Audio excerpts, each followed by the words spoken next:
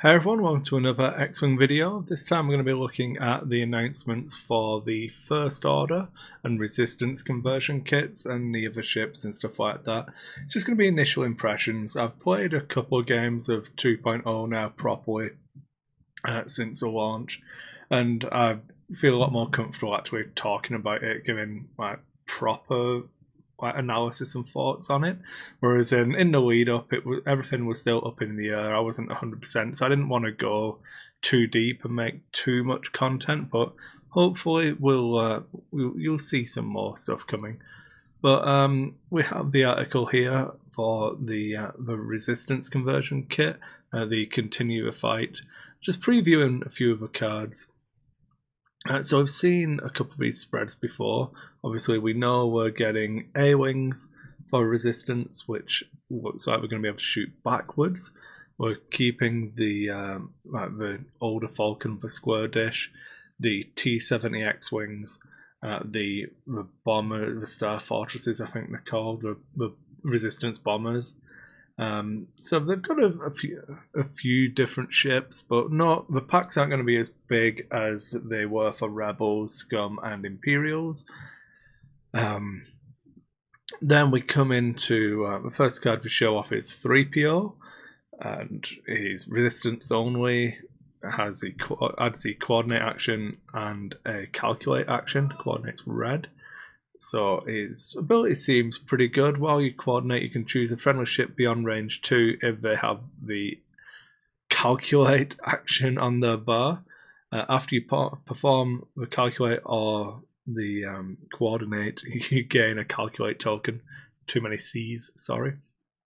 The only thing about that ability is I'm not really sure how many robotic pilots the Resistance had. So unless there's going to be some other synergies, maybe like R2-D2 crew or a BB-8 crew will add the coordinate action, so you can put them on something else and get them that way. Or maybe adding the astromech would be interesting. That being able to coordinate pull from across the tail would be really good. I'm just going to say it. That would be probably the best thing I can think of, but we don't go into too much detail. And then we have the Han Solo crew card. After you perform an evade action, gain additional evade tokens equal to a number of enemy ships at range 0 to 1. Again, pretty good. The evade action he gives you is red. So it's you're going to take the stress, but it could be pretty useful. Remember that they don't add results anymore. They only modify dice that you roll. So in this instance that they show you, it's actually not the best. In that you roll your 1 dice, and then you can only change 1 result, but you'll get it over 2 shots. So you've got an extra evade token that you maybe don't need. I suppose it could work with something like Thin on board as well, where he's adding a blank and then you can use the token to modify it. So there are synergies, but again, you're going to be racking up the points to get these abilities. It's a bit of a theme for Resistance that I feel like you're going to have the opportunity to spend a lot of points on these ships, and I don't know that the advantage of doing that over just playing Rebels is going to be this. It's going to be interesting. They look at Rose and Finn. Finn's not really changed. Yeah, pretty much the same. Rose, when you defend or perform an attack, you may spend 1 of your results to acquire a lock on the enemy ship. Be interesting as well, because I know for Krennic they clarified that it had to be a focus hit or a crit result. So this one, the article indicates that you can spend 1 of the blanks. So that's pretty good synergy with a couple of different things. Rey we've seen already. The new Falcon is... it's interesting seeing how the turrets work. I'm actually going to be talking about that tonight on the podcast, but we'll see how it goes. The Millennium Falcon tackle this time, it lets you carry stress and still keep maneuverability. So when you look at all of those red actions, red boost and red turret rotation, you can still do your signals and stuff next round. Then we have Resistance Astromech, which I actually really like this one. This is probably the standout card from what we've spoiled. R2HA, R2HA, and while you defend, you may spend your lock on the attacker to reroll any number of your defense dice. So, gives you rerolls on defense die. It's a pretty powerful ability. It's always going to be on the costing of your Astromech, but I actually do really like this one. Probably my standout from what we've seen so far. Then a Gunner card for Paige Tycho. I'm too tired for these names. After you perform a primary attack, you may drop one bomb or rotate your turret. After you are destroyed, you may drop one bomb. So pretty good. I can see her, especially if you keep stuff like Crimson Specialist. I think it was the one that let you used to bomb by placing a template touching your base. If they keep that, that's a pretty powerful card. When you die, you can do it again. So there's some fun stuff in there, but I have to be honest, this is probably... I didn't buy the Rebel conversion kit. I picked up a couple of Rebel ships. Probably going to get one. But a Resistance one, I don't know that I'm actually going to buy the conversion kit at all. I'll probably buy some A-Wings because I want to play around with being able to shoot backwards. And yeah, that's about all that interests me from what we've seen. Poe and Rey are still going to be powerful and fun, but I don't know it'll be different enough from 1.0 to make me want to invest into it. So we'll see. Like I said, this is where my money's going to go. I'm going to be looking into the RZ2 A-Wing expansions. Hoping you can run 6 in a list, and I'm just going to point the turrets backwards and run away all game. Fun and engaging gameplay, but I just like the idea of it. Then we have the First Order. The interesting thing for this one is they haven't shown a new ship here.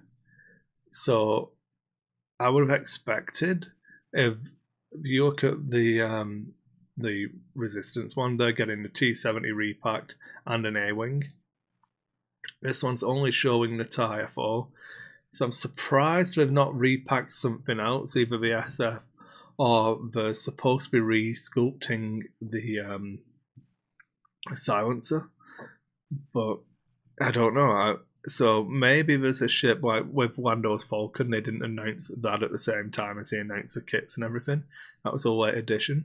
So maybe, but it's getting closer. I mean, these are supposed to be coming around November time, I believe.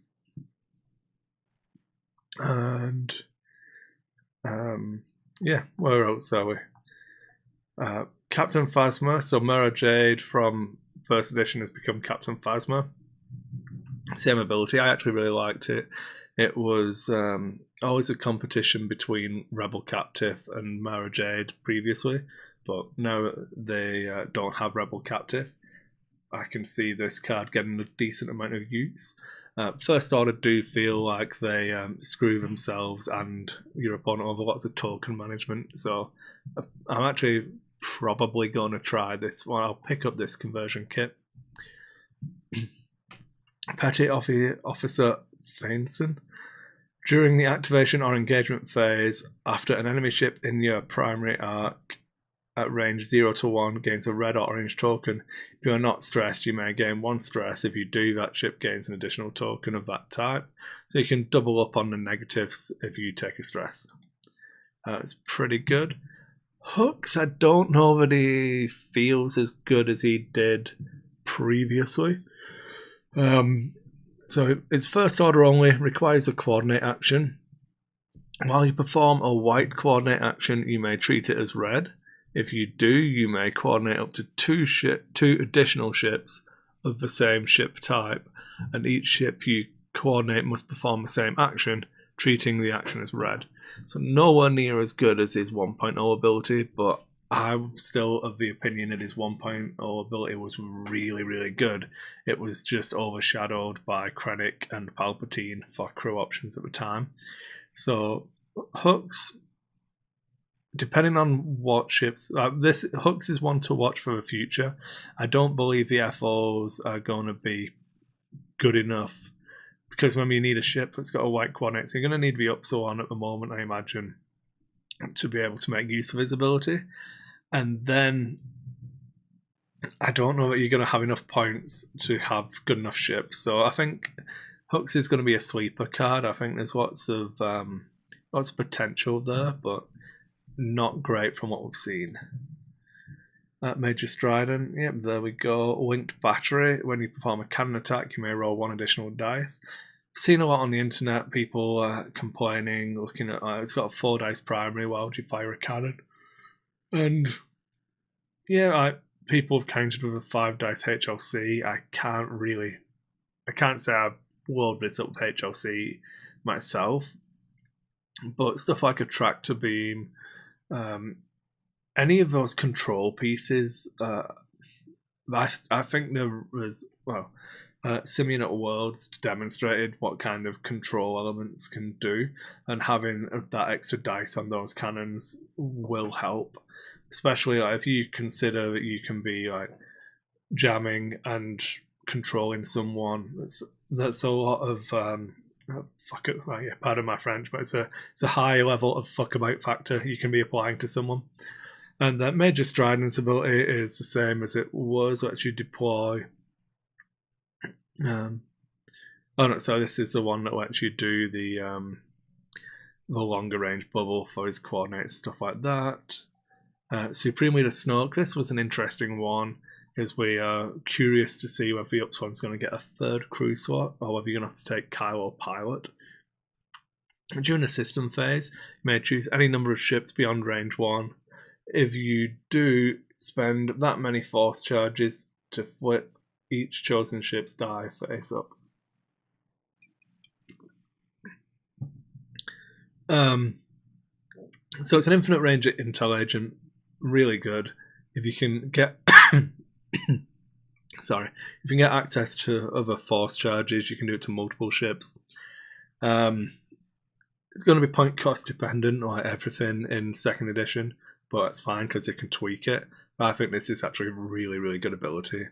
You don't need to use it all the time, so it's still going to give passive mods to a ship he's on if you don't use the force charge in that way.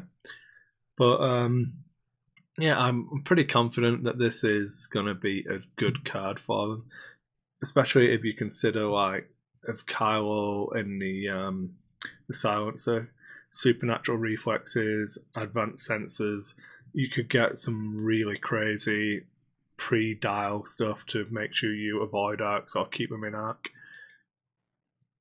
Kylo crew, effectively the same, apart from it gives you a force charge, which is innately powerful. Hyperspace tracking device is the old one, but it lets you pick any pilot skill level now. Initiative value, I should say, sorry.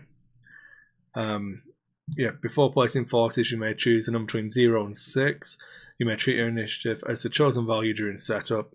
And after setup, you assign a focus or evade token to each ship at range 0 to 2. So, pretty cool.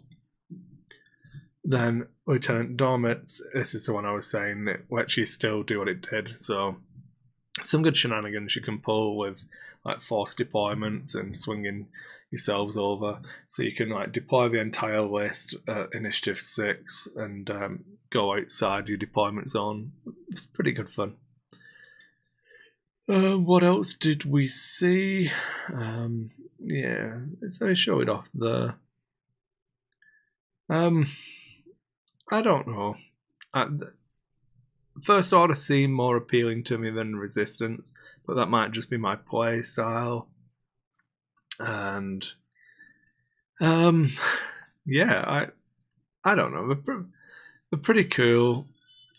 With lots of stuff I want to try out. Snoke seems interesting. Kylo is going to be good. Supernatural on that, it's got to, as long as it's kept its boost and barrel roll, Supernatural Kylo is going to be a thing. If it's got tech and sensors, it will be. There's going to be potential for really, really cheeky stuff you can do there. Phasma is going to depend heavily on what crew carriers they get in the future, and yeah, there's lots to do, loads of interesting things in there. Like I said, First Order's are more interesting of the two for me. Resistance doesn't seem like it gives me enough. It feels like it's playing Rebels, but with the opportunity to waste more points on things. And at the moment, I'm very much in a trimmed down list mentality when I'm trying to build my lists. So maybe that's why I'm not as interested in Resistance at the moment. Once I start tooling more ships up and get more comfortable piling upgrades onto more ships, maybe. And yeah, I'm pretty excited about both of them. Like I say, I really want to try the A-Wings. I think that's going to be really good fun. But I think the winners out of this is going to be the First Order. They're going to be the go-to faction that you see on the table more.